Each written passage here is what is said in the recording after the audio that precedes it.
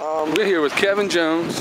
You're the president of the Fair River Oaks Council Priority Board. We're on Fairview and Catalpa, and you're, I take it you're in charge of the Leadership Academy? That's correct. Okay, tell me a little bit about that. The Neighborhood Youth Leadership Academy is a program to help empower and enhance 12 to 15-year-olds. We do it through teaching a higher level of social skills, through academic tutoring to improve their performance on tests, and we teach computer hardware and software. It's a 5-day program for 7 weeks in the summer that includes training from 9 to 12 a.m. At the end of the program, the students receive a stipend and a refurbished computer. Oh, great.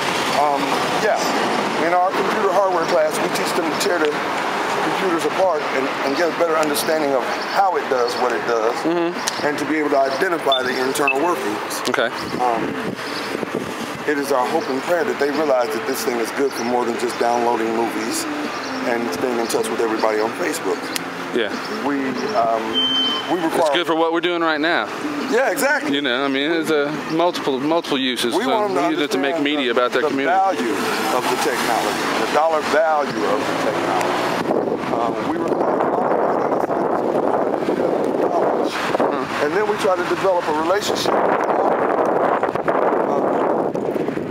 through the rest of their developmental years and also up and into college. Our first students from this program 6 years ago have just currently finished their first year of college. Okay.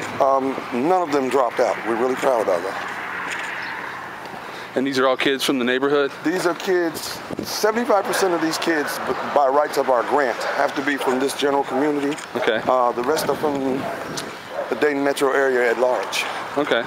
And how do the kids find out about this? Do they get notified in school? We do a presentation in the schools and within the community, but somehow the word manages to get everywhere. We've had students apply from Hubert, Beaver Creek, Trotwood, West Carrollton.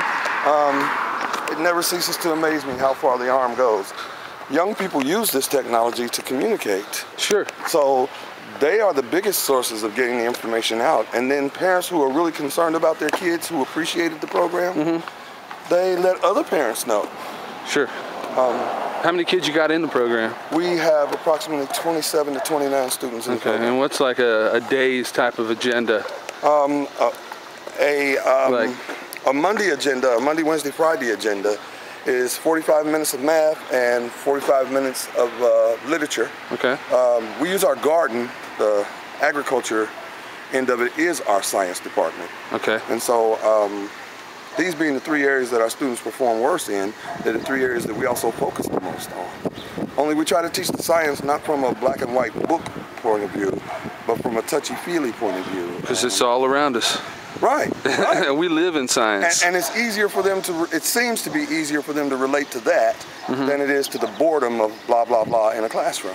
Yeah, if you don't have like hands-on, the theory is not going to catch on. Right. That's what I always tell people, you know, because I'm a biology enthusiast. Then you would love it. We're currently talking about cellular mitosis is the basis of everything. You know, we teach them about recycling. We teach them nutrition and healthy living. Okay. Because our garden is all organic. Okay. And we try to get them to understand the value of that, not just in terms of cost savings at the grocery store, but in health and fitness. It makes a difference in what products you put in.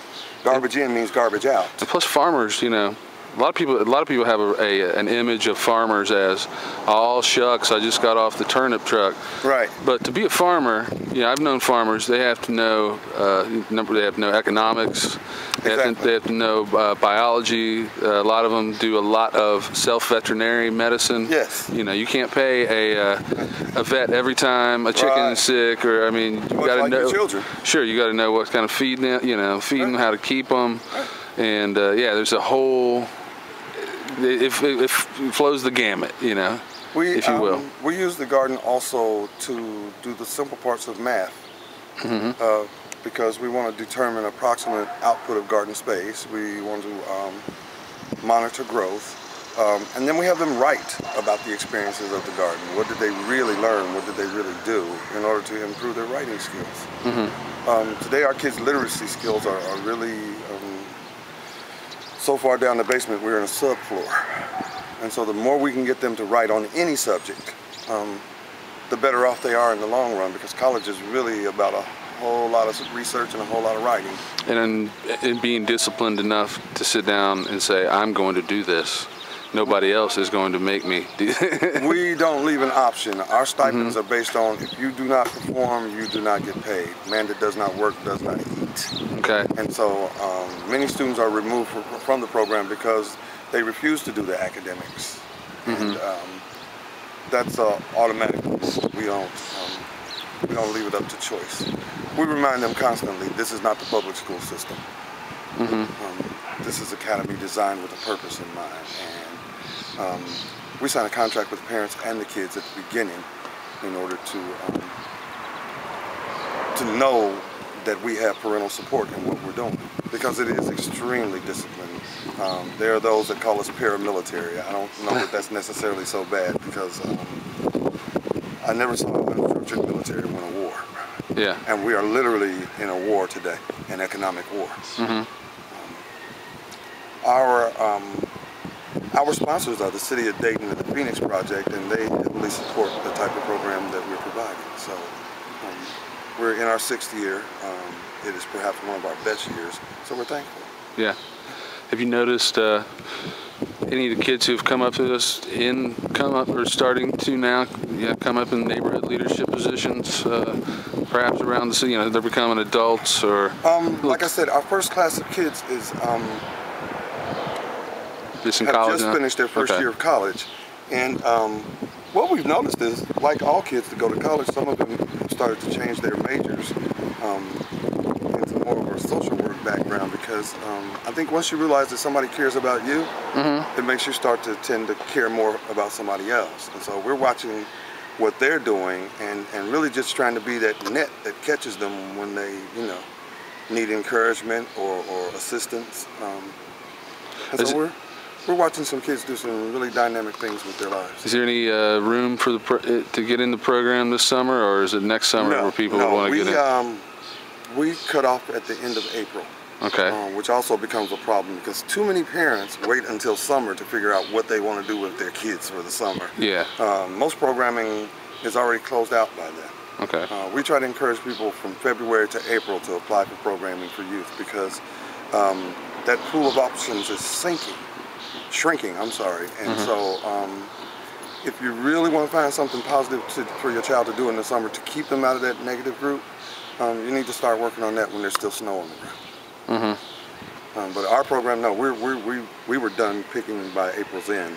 Okay. And then we do an aftercare where we're still developing our aftercare program, because we want to be in relation with them all year round. What's the biggest hurdle you find with the kids, just in general? Well, all of our staff are all volunteers, and we all are in agreement that every year they're coming in with less and less academic knowledge. Where 7th graders were 5 years ago, our 7th graders for the most part aren't there. And that's disheartening, but it's also an encouragement to continue to do what we do. All the budgetary cutbacks that we're making to the school systems are really hurting our kids, and I think somewhere in the process of making those decisions, we need to start thinking about what's best for our kids. Do you think also as well, regarding these budgetary cutbacks, that they might be creating somewhat of an anti-intellectual environment on the whole in America? There seems to be a lot of attacking of education in state houses and in political arenas. When you look at the data and you listen to the comments, they don't align themselves. And I think what it's doing is it's turning a lot of kids against education to make them look at other options of being able to survive, and that can't be a good thing.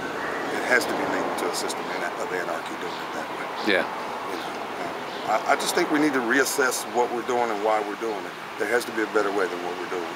Yeah, instead of just kind of flying by the tail of our pants to try to keep it together. Exactly. And some of the experiments that we're doing with kids, we don't stop to look at what the long-term effects are. Shorter days, shorter school years.